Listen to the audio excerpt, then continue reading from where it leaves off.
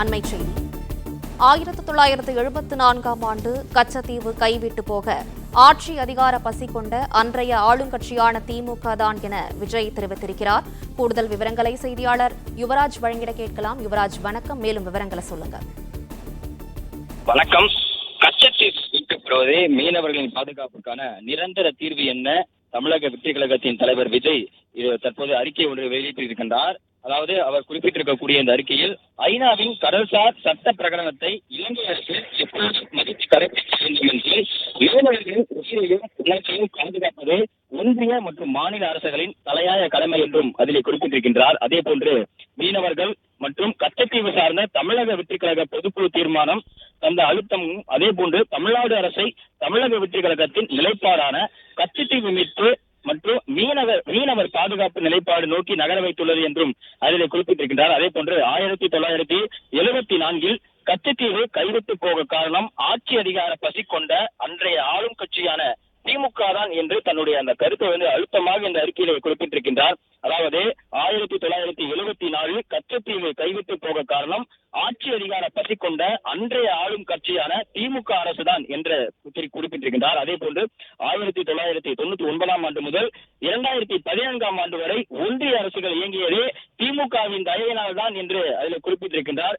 அத்தகைய நிலையில் அப்போதெல்லாம் கச்சத்தீவு விவகாரத்தை கண்டுகொள்ளாமல் விட்டுவிட்டு இப்போது மட்டும் தனி தீர்மானம் என்கின்ற கண்துடைப்பு நாடகம் ஏன்? இந்த கேள்வியே தமிழக மக்களிடமும் எழுந்துள்ளது என்று தமிழக மக்களினுடைய குரலாக இந்த கேள்வியை எழுப்புவதாக அவர் அந்த அறிக்கையில குறிப்பிட்டிருக்கின்றார். அன்று முதல் இன்று வரை ஒன்றிய அரசுக்கு வாஞ்சியோடு வழி கொடுத்து மறைமுக அன்பை வெளிப்படுத்தும் கடிதம் எழுதும் கபட நாடகம் மட்டுமே இந்த வெற்றி விளம்பர மாடல் திமுக அரசின் மாநில வித்தை என்று அதில் குறிப்பிட்டிருக்கின்றார். அதே போன்று போர் குற்றங்களுக்காக கண்டிப்பதோடு நடுநிலையான பொது வாக்கெடுப்பு நடத்த இலங்கை அரசுக்கு ஒன்றிய பிரதமர் அவர்கள் நேரடியான அரசியல் அழுத்தம் கொடுக்க வேண்டும் என்று குறிப்பிட்டிருக்கின்றார். அதே போன்று இலங்கை செல்லும் நம் மாண்புமிகு பிரதமர் அவர்கள் கச்சத்தீவு இந்தியாவின் உரிமை நிலம் என்ற பயண திட்டத்தை முதன்மையாக வடிவமைக்க வேண்டும் என்றும் நமது மீனவர்களின் துயர் நீங்கும் நாள் வெகு தொலைவில் இல்லை என்ற விதத்தில் பேச்சுவார்த்தையை மேற்கொள்ள வேண்டும் என்று கேட்டுக்கொள்வதாகவும் ஒன்றிய பிரதமரின் இந்த இலங்கை பயணம் தமிழக மீனவர்கள் மற்றும் இலங்கை தமிழர்கள் வாழ்வில் ஒளியேற்றுவதாக மட்டுமே இருக்க வேண்டும் எனவும் தமிழக வெற்றி கழகத்தின் சார்பாக விஜய் வலியுறுத்துவதாக இந்த அறிக்கையில குறிப்பிட்டிருக்கின்றார். அதே போன்று சார்பாகவும் சமரசமின்றியும் இவை அனைத்தும் உடனடியாகவும் விரைவில் நிறைவேற்ற வேண்டும் எனவும் இந்த அறிக்கையின் வாயிலாக தெரிவிப்பதாக விஜய் குறிப்பிட்டிருக்கின்றார்.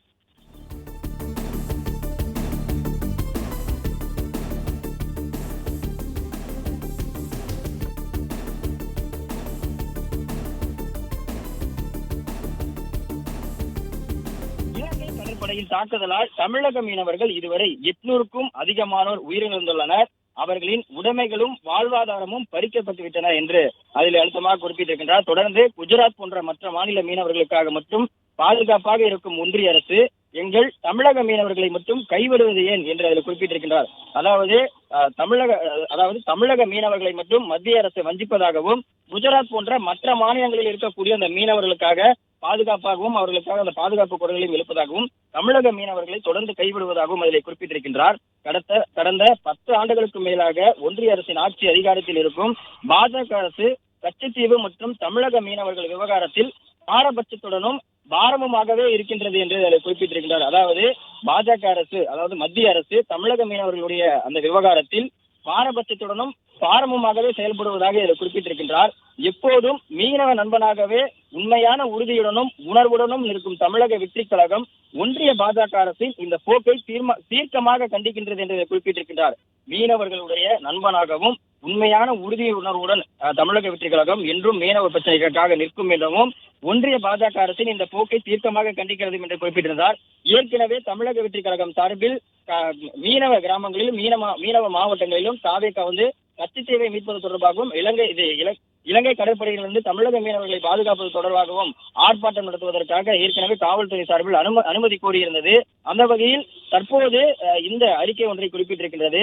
அது மட்டுமல்லாமல் கச்சத்தீவு மீண்டும் நமது நாட்டுக்கு சொந்தமானது மட்டுமே தமிழக மீனவர் பிரச்சனைக்கு ஒரே பரிகாரம் மற்றும் ஒரே தீர்வு என்று தீர்க்கமாக தன்னுடைய அந்த அழுத்தமான கருத்தையும் இந்த அறிக்கையின் வாயிலாக குறிப்பிட்டிருக்கின்றார். நிரந்தர தீர்வை எட்டும் வரை இடைக்கால தீர்வாக 99 வருட குத்தகையாக கச்சத்தீவை பெற வேண்டும் எனவும் இதற்கான ஒப்பந்தத்தை ஒன்றிய அரசு எவ்வித சமரசமின்றி நிறைவேற்ற வேண்டும் எனவும் மாண்புமிகு ஒன்றிய பிரதமர் மோடியை கேட்டுக் கொள்வதாகவும் கட்டாயமாக இலங்கை அரசிடமிருந்து இதை பெற்று வலியுறுத்த வேண்டும் எனவும் அதில் குறிப்பிட்டிருக்கிறார். அதாவது நிரந்தர தீர்வை எட்டும் வரை கச்சத்தீவு தமிழகத்திற்கு சொந்தமாகும் வரை இடைக்கால தீர்வாக குறுகிய தீர்வாக 99 வருட காலத்திற்கு கச்சத்தீவை இலங்கை அரசிடமிருந்து குத்தகையாக பெற வேண்டும் என்று இந்த அறிக்கையின் வாயிலாக குறிப்பிட்டிருக்கின்றார். இலங்கை தமிழர்களின் வாழ்வும் பாதுகாப்பும் அமைதியும் நிம்மதியும் நிரந்தரமானதாக இருக்க பொது வாக்கெடுப்பு மட்டுமே ஒரே தீர்வு என்றும் இதில் குறிப்பிட்டிருக்கின்றார்.